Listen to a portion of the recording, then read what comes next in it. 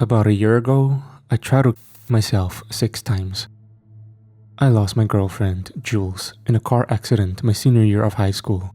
I was the one who was driving. We were coming home late from a party. I was tired and a little bit drunk. I didn't even realize I had fallen asleep until we had hit the broadside of a brick building. I woke up with the air back in my face. It hurt. My legs felt like they were twisted in 15 different directions. The steering wheel was embedded in my chest, and I knew I had shattered my ribs. I could feel them poking out of the skin like sharp sticks. I felt the glass from the windows hanging from my cheeks by flaps of skin. Blood leaked from everywhere with each heartbeat. But I didn't know true pain until I saw my girlfriend's head bashed in against the dashboard. The paramedics said the first thing they heard when they arrived was someone yelling. They found me staring at her body, screaming so hard that I burst blood vessels in my lungs. I don't remember that part. After seeing what had happened, the next thing I remember was waking up in the hospital 3 days later. They told me that I had survived 15 different surgeries to reconstruct my body, and that I was going to be okay. In return, I asked where Jules was. A week later, I tried to myself for the first time. My life was in shambles. I stopped going to high school. I didn't want to face my friends. I didn't want to face Jules's friends. I knew they would hate me. I hated myself. In the end, it was way easier than I thought to swallow down the bottle of Tylenol. Luckily, my mom found me on the bathroom floor after coming home from work early. It wasn't a premonition or anything. She just wanted to get to the gym early that day. Lucky me. After my 3rd attempt, my parents checked me into a mental hospital. Being in the hospital was okay. I had a therapist, Dr. Gardelli, who, to be fair, was nice. He kept telling me that my life was worth living, that Jules wouldn't want me to throw my life away, that kind of stuff. I knew the truth. I was a piece of shit. Attempts 4 and 5 happened in the hospital, but each time they were barely able to resuscitate me. Lucky them. I figured that with 2 failed under my belt, they weren't going to let me have a moment's peace until I actually pretended to get better. So I started to get to know the people around me. There was Pete, who believed he was the reincarnation of Jesus. Honestly, not a bad dude. They let him speak sometimes on Sunday. His sermons were always interesting to listen to, even if he would go off on crazy tangents that no one but him would understand. There was Silent Dale. He didn't speak, but he'd smile if you slipped him an extra pudding at mealtimes. I never learned what he was in for, but they let him go only a month into my stay. Then there was Stefan. Stefan was odd. More correctly, Stefan was odd because he didn't seem odd. With characters like Pete and Dale, Stefan stuck out like a sore thumb. He was charismatic, always chatting with someone. He was also coherent and didn't really seem to be taking any kind of meds. And he was kind. He always made a point to sit next to me at mealtimes, and we'd talk about everything and anything. Well, everything except why I was trying to myself. But that was a given. No one talked about that kind of stuff with other inpatients. Stefan was the one normal guy there, so when I thought the coast was clear and I tried to myself again, I guess it made sense he was the only one who seemed to care. He visited me in the hospital. I tried to myself with a bedsheet, but I hadn't gotten a big enough drop. They had me on morphine for the pain. When he arrived, his easygoing face looked more concerned than I had ever seen it. It kind of freaked me out. We got to talking, and before I knew it, I was telling him everything. I told him about Jules, about why I wanted to die. I started crying, the first time I had cried since Jules's funeral. I lamented about how God or the universe or whatever wouldn't let me die. I just wanted it to end. I wanted to pay for what I did. Why couldn't I do that one thing right? After sobbing for a while, I remember Stefan looking at me funny. It wasn't a look of pity like I was used to from Gardelli.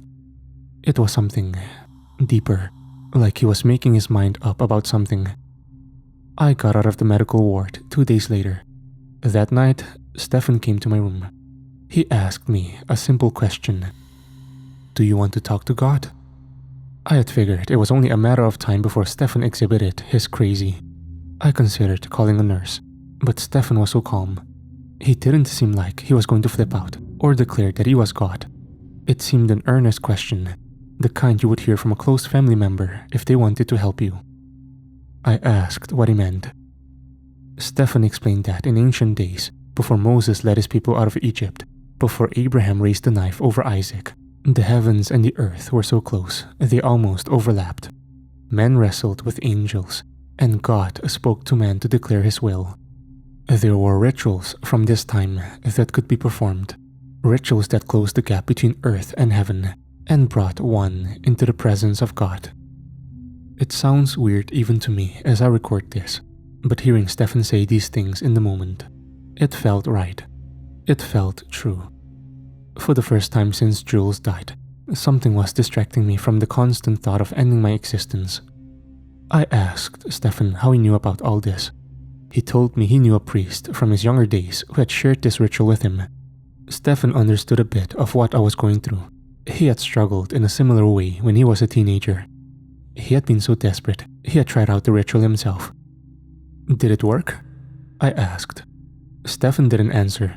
He just looked out the window, through the bars and into the black winter sky.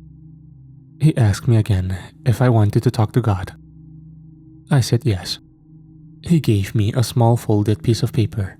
It was old paper, thick and yellow, covered in grease and fingerprints. Handwritten on it were instructions. I could barely understand them, but the print was so shaky. Everything about it felt older than it should. Stefan stood up. He turned for the door, then stopped like he was going to say something. But instead, he closed his mouth, shook his head, and ran out. It took another week before I even began making plans to follow the instructions Stefan had given me. Something about the paper and what was written on it unnerved me. I hid away the thing, telling myself that I was crazy, but I wasn't that crazy. But the feeling faded after a day or two, and curiosity got the better of me. I read the instructions from top to bottom. It was like something out of the Old Testament. Strange phrases, strange ingredients. It called for the sacrifice of an animal, an infant without blemish. The entrails were to be prepared in a specific manner, and parts of the creature were to be burned with certain words said, and other parts eaten. To be honest, reading it gave me a weird, burning, sunken feeling in my stomach. It freaked me out, but it was all I had to hold on to. It was the one thing that stood between me and the nothingness I thought death was. So I started to gather what I needed. Most of the supplies were easy. I got most of what I needed from the kitchen, hiding the materials under my bed. The hospital had a chicken coop set up that the patients tended to as a form of therapy. I snuck some fertilized eggs and hatched chicks in my room. I had to do it 3 times until a chick hatched that was as near to perfect as I could tell. I tried not to get attached, as I knew that this relationship was only going to end badly for the chicken. I needed fire and a knife. I managed to get some contraband matches smuggled in by my brother, and I snagged a plastic knife from one of the guards' lunches. I sharpened it until I was certain it would cut flesh. I reasoned that if this ritual thing didn't end up panning out, I could always use it to slit my wrists. Little glimmers of hope. I waited until the moon was in the proper phase, then knelt at the side of my bed in front of my do-it-yourself ritual. I got to work. It was hard to kill the chick. It took a few tries, but eventually it lay still and bleeding on my bedspread. I butchered it the way the paper told me. I double-checked every step. I burned what needed to be burned, making sure the fumes went out the window. I couldn't get the batteries out of the smoke detector, and I didn't want anyone barging in on my little sacrifice. I took the parts it said to eat and swallowed them down raw. I almost threw up, but thinking about Jules, I stomached them. I said the words. My tongue felt strange as I spoke them, weird, thick and twisted. After completing the last phrase, I waited. A minute passed. My heart raced. My knees grew sore. I could smell smoke, and I briefly hoped the smoke alarm wouldn't pick it up. Then, God entered my room. I am not a very religious person. I was raised to go to church, but I wasn't the praying type. Still not, in fact. But I had an expectation of what being near God would feel like. People at church used to say that they would feel a warm fuzzy feeling when they were close to God during prayer, like a hug or something. A feeling of kindness, comfort, or peace. God didn't feel like that. It was a presence that filled the entire space and struck its way through me like a wall of dark, frigid water. It was heavy and powerful. It felt like all around me was full of fire, and yet also full of dark. It was everything and nothing at the same time. It was overpowering, and I could barely sit up straight. I felt compelled to lay on the floor prostrate before it, unsure if it was because of how much the feelings overcame me, or if it was in recognition of the power that had deigned to recognize my pitiful existence. My whole body shook like I was having an epileptic fit, and my vision flickered with strange shapes that felt familiar, yet foreign. Everything hurt with a strange panic, like my body was being torn apart on a cellular level. I wondered if I was about to die. It was quiet for a moment, and then God asked me a question. It was not with words, but a sense of curiosity that came into me and made my teeth chatter. I couldn't even say now what the question was exactly, but I understood it. My thoughts turned to Jules, how she had looked when she died, her head smashed beyond all recognition. I thought about my stay here at the hospital. I thought about my suicide attempts. I thought about how worthless and painful my life was. The presence took it all in, every last drop of feeling. I blinked, and I was somewhere else. The presence was gone. God was gone. There was no light. All that remained was a black expanse before me. I thought I had gone blind. I reached out with my hands and felt a smooth, cold floor, like concrete. I began to panic, and my breathing echoed around me so loudly that I put a hand over my mouth. The quiet felt like a dangerous thing to disrupt. I tried to control my breathing. It took the better part of an hour. Right when I would start to calm down, I would remember where I was, and my heart would beat so hard I thought it would come out of my chest. Once I calmed down completely, I took stock of my surroundings. I was alone, in the dark. I thought my eyes would adjust, but they didn't. The world stayed black and impenetrable. But in my new calm state, my brain started to go off in strange directions. I thought I heard running footsteps. On further examination, it was just the beating of my heart. The dark itself felt heavy, like it wasn't just space around me. It felt like something physical, something pressing on me on all sides. I didn't know if this was a vision, or if I had been physically transported somewhere else. I touched the floor again. For a vision, it felt exquisitely real. I began to feel around with my hands outstretched before me. All I felt was open air. I put them back on the ground. I needed to remind myself that there was something solid beneath me, that I wasn't falling through the air, that there was something other than myself that was real. An hour passed, then another, then another, then a day, then a week. My sense of time was more of an estimation. I had no way of knowing how long I was actually there, but no matter how long I waited, the blackness continued. I began to hope I would starve to death, then it might be over. But even though my hunger grew to the point that it felt like my stomach was dissolving into my own acids, my arms never grew thinner. My throat dried out from lack of water, and I began to cough so much I worried my lungs would emerge from my mouth. I felt the skin crack in the back of my mouth, and I tasted blood on my tongue. I thought hopefully that I would bleed to death. Maybe that would be a way out. But even though I felt pain at my injury, I never grew woozy or faint. I stayed painfully aware of every second, of every minute, of how alone I was. Another month passed. I couldn't sleep in the dark. I felt tired, but every time I closed my eyes, sleep would never come. Another month. I wished it would end. I tried to choke myself with my own hands, but it wouldn't work. I tried to break my own neck, but my consciousness remained. I bit off my fingers, hoping to bleed to death, but I always found the digits reattached in a few hours, as if they had never been separated. Fear subsided into boredom, and then into fear again. I stopped trying to struggle. But then, one day, I heard a noise. It made my entire body still. I strained my ears. I wasn't sure what to make of it. I tried to listen more closely, holding my breath. After a few seconds, I was able to place it. It was another heartbeat. It was faint, but I could tell it was close. I shuffled along the floor towards it, straining my eyes, though I knew I wouldn't be able to see it. Soon, my fingers touched cold and clammy flesh. I spoke. "Hello?" A voice answered. It was dry and barely audible above the sounds of our collective bodies' inner processes. "Yes." I almost cried. I hadn't realized how much I missed hearing the voice of another human being. I asked who they were. The voice took a moment to respond. "I'm not sure anymore." I asked what they were doing here. "Waiting," they said.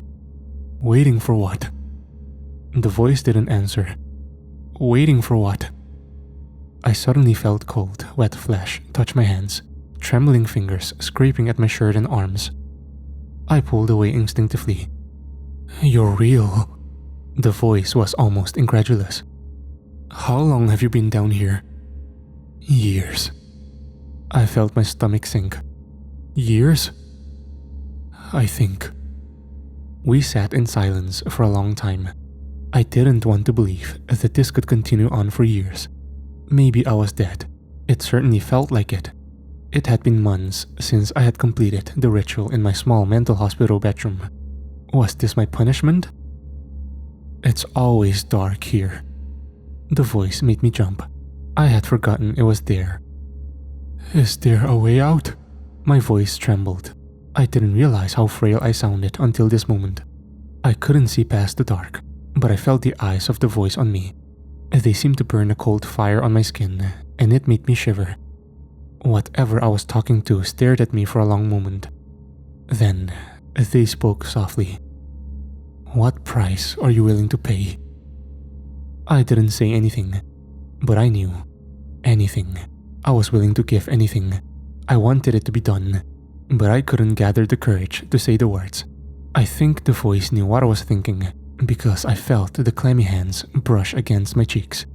They slid down to my arms and pointed them in a direction. "Pay the price, and you will be free." For a long moment, we breathed together, the sounds of our hearts intermingling. I began to crawl. The heartbeat and breathing of my strange companion grew fainter and fainter, and I got further and further away. Soon, I couldn't hear it anymore. It felt lonely in the dark without them, in a strange sort of way. My knees and hands became sore and bloody as I crawled what must have been 50 miles. Only a distant hope that there might be a way out kept me going. At times, I would run into hard walls that felt like concrete, and I would have to move my way around them by touch. I heard noises in the dark, great snufflings and the creak of enormous limbs. I felt things move next to me and over me. I heard other heartbeats and felt hands on my body when I stopped to rest. After a point, I stopped resisting their touch. It became strangely comforting to know others were in the void. Then one day, I heard the screams.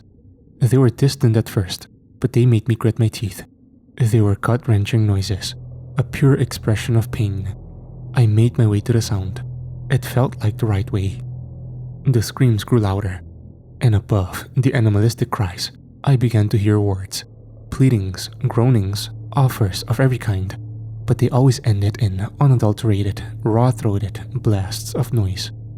I was so focused on the noise, I didn't notice the line until I ran headfirst into it. It took a moment to regain my bearings. Once I had returned to myself, I discerned what I had hit with my hands. It was a line of bodies, people on their hands and knees lined up in the direction of the noise. Every so often, there would be a pause in the keening, and the line would move forward. This was the place. I felt my way to the back of the line. It must have been a mile long. I took my spot. The line moved quickly. The screams never stopped, but I began to hear sobbing from ahead and eventually behind me. I heard people crawl away from the line, leaving their place. I heard the soft slap of their bloodied knees and hands as they paced away. I knew they were bloodied because, as I moved forward, I could feel the congealed puddles of the stuff. It was sticky, full of lumps, and the ground was raised in two lines like speed bumps by all the dried fluids that had accumulated underneath their donors. With every move forward, the screams became louder. After about a month of enduring, I reached the front. The person in front of me disappeared. They crawled into what felt like a solid wall when I felt it with my hands. Then their screams began. Every word, every moment, so explicitly unrestrained. Hearing such things at a distance, I had been able to convince myself that the pain was not as bad as I assumed. Hearing it up close and personal, I almost left my place. Would it be worth it when it was my turn? 2 hours, then the screams stopped. Something changed. In front of me was a hole. It was rough and felt like it had been worn through the wall by scrabbling hands. It was just wide enough for me to squeeze through. I swallowed, feeling the dry burn of spittle in my throat as it traced along the broken skin. I pressed through, dropping to my belly and wriggling. Inch by inch, I made my way through the hole. As my feet passed the entrance, there was a moment of silence. I couldn't hear the noise of those who waited behind me in line, breathing ragged and occasionally sobbing. Then, I felt the hands. They grabbed my wrists, my ankles. They were rough, as if they were covered in calluses and strange bony protrusions. Their nails were long and sharp.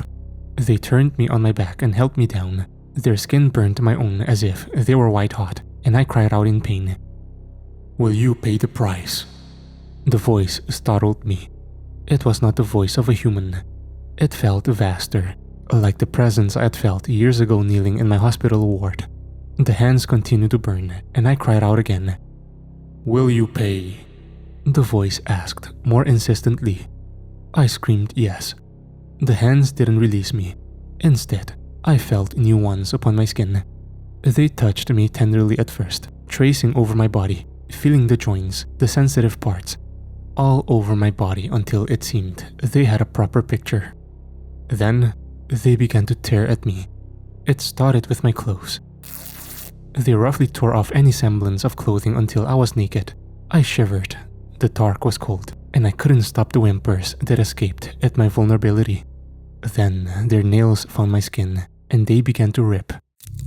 I felt great stinging sheets pulled away from my arms and legs like cloth, blood dripping as they held them over me, and me screaming as I had never screamed before.